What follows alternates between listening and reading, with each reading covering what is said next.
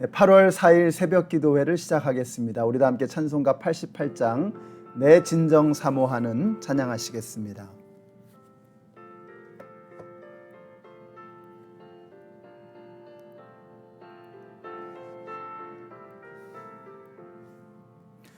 내 진정 사모하는 친구가 되시는 구주 예수님은 아름다워라. 산 밑에 백합화요 빛나는 새벽별 주님 영원할 길 아주 없도다. 내 맘이 아플 적에 큰 위로 되시며 나 외로울 때 좋은 친구라. 주는 저 산 밑에 백합 빛나는 새벽별 이 땅 위에 비길 것이 없도다. 내 맘의 모든 염려 이 세상 고락도 주님 항상 같이 하여 주시고 시험을 당할 때에 악마의 계교를 즉시 물리치사 나를 지키네. 온 세상 날 버려도 주 예수 안 버려 끝까지 나를 돌아보시니. 주는 저 산 밑에 백합 빛나는 새벽별 이 땅 위에 비길 것이 없도다.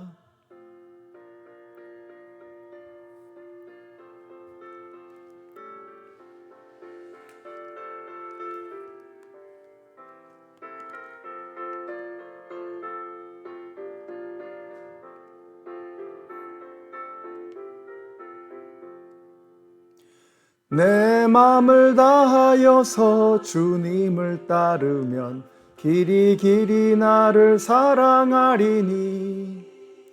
물불이 두렵잖고 창검도 겁없네. 주는 높은 산성 내 방패시라. 내 영혼 먹이시는 그 은혜 누리고 나 친히 주를 뵙기 원하네. 주는 저 산 밑에 백합 빛나는 새벽별 이 땅 위에 비길 것이 없도다. 아멘.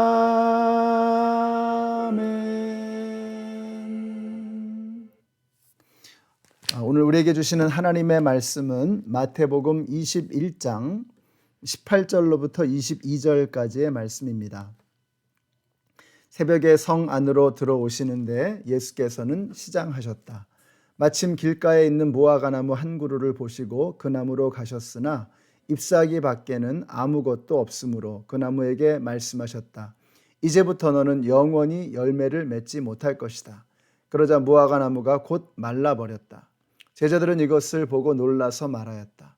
무화과 나무가 어떻게 그렇게 당장 말라버렸을까? 예수께서 그들에게 말씀하셨다. 내가 진정으로 너희에게 말한다. 너희가 믿고 의심하지 않으면 이 무화과 나무의 한 일을 너희도 할 수 있을 뿐만 아니라 이 산더러 들려서 바다에 빠져라 하고 말해도 그렇게 될 것이다. 또 너희가 기도할 때에 이루어질 것을 믿으면서 구하는 것은 무엇이든지 다 받을 것이다. 아멘. 네, 고난주간의 둘째 날, 그러니까 월요일이죠. 이 월요일에 예수님께서는 이 성전을 정화시키시고 그 다음에 무화과 나무를 향해서 저주하시는 사건이 나오고 있습니다. 이 마가복음에 보면은 이 무화과 나무를 저주하신 일은 월요일에, 그리고 제자들에게 그 연유를 알려주신 것은 그 다음 날, 그러니까 화요일에 있었던 일로 기록이 되어 있습니다. 왜 이렇게 서로 다른가? 그 이유는 이 마가복음은 시간의 흐름대로 기록한 반면에 마태복음 같은 경우는 주제별로 묶었거든요. 그래서 기록이 다르게 되어져 있는 것입니다. 그러니까 마가복음을 기준으로 하고 그 다음에 내용의 의미로 본다 그러면 마태복음처럼 우리가 이해하면 되겠죠. 자, 예수님은 왜 무화과를 저주하셨을까? 이제 이게 중요합니다. 잎은 무성한데 열매를 맺지 못하는 이 무화과를 저주하신 것은 바로 경건의 모양은 있지만 능력을 갖지 못한 껍데기 종교 지도자들을 향한 책망의 메시지였던 것입니다. 오늘 이 말씀은 저와 여러분에게도 고스란히 적용되는데요. 우리가 겉모양은 멋지게 꾸며놓고서 그 안에 썩은 것들로 가득 차 있는 회칠한 무덤처럼 되어지면, 능력이 없는 사람이 되어지면 우리도 무화과 나무와 같이 예수님의 책망을 피하지 못할 것이다 하는 이런 메시지가 담겨 있는 것입니다.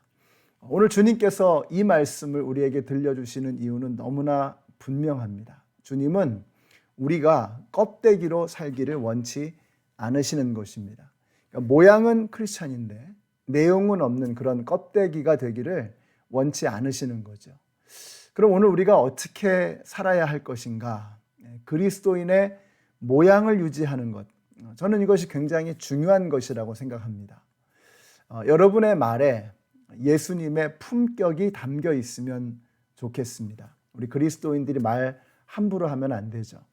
그리스도인들이 말할 때 그 말에서 예수님의 품격이 느껴져야 하는 것입니다.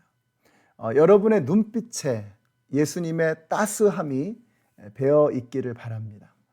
우리가 또 사람을 대할 때도 겉모양을 보는 것이 아니라 하나님께서 그렇게 하셨던 것처럼 그 사람의 외모가 아니라 겉모양이 아니라 중심을 바라봐야 하는 것입니다. 그래서 우리가 경건의 모양을 갖는 것이 참 중요하다는 생각이 듭니다.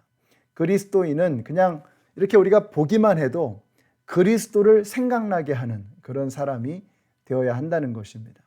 그러나 그리스도를 닮은 모양이 정말 능력 있게 되려면 중심이 그득하게 채워져야 합니다. 그래서 겉에서만 나는 향기가 아니라 이 중심에서 우러나오는 그리스도의 향기를 머금은 저와 여러분이 되시기를 바랍니다. 그리스도인이 능력 있는 삶을 살 수 있는 이유가 무엇이냐? 그리스도인의 능력은 어디서 나오는 것이냐? 그리스도인 안에 어떤 능력이 있기 때문이 아니죠. 그것은 기도의 능력입니다. 오늘 말씀이 이렇게 끝이 나잖아요. 22절을 한번 보세요. 또 너희가 기도할 때 이루어질 것을 믿으면서 구하는 것은 무엇이든지 다 받을 것이다. 이렇게 말씀하셨어요. 그러니까 성도의 능력은 성도 안에 있는 것이 아니라 성도가 의지하는 하나님 안에 있는 것입니다.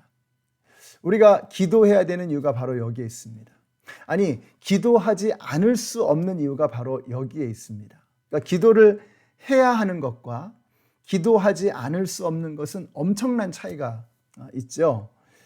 우리가 이 기도하지 않는 것, 우리가 왜 기도하지 않을까? 기도의 능력을 몰라서 그런 거예요. 기도는 안 하면 야단 맞는 의무가 아니고요. 안 하면 손해보는 특권인 것입니다. 모양은 있는데 능력은 없는 성도는 정말 부끄러운 것입니다. 저는 여러분이 모양도 나오고 능력도 나오는 그런 그리스도인이 되시기를 바랍니다.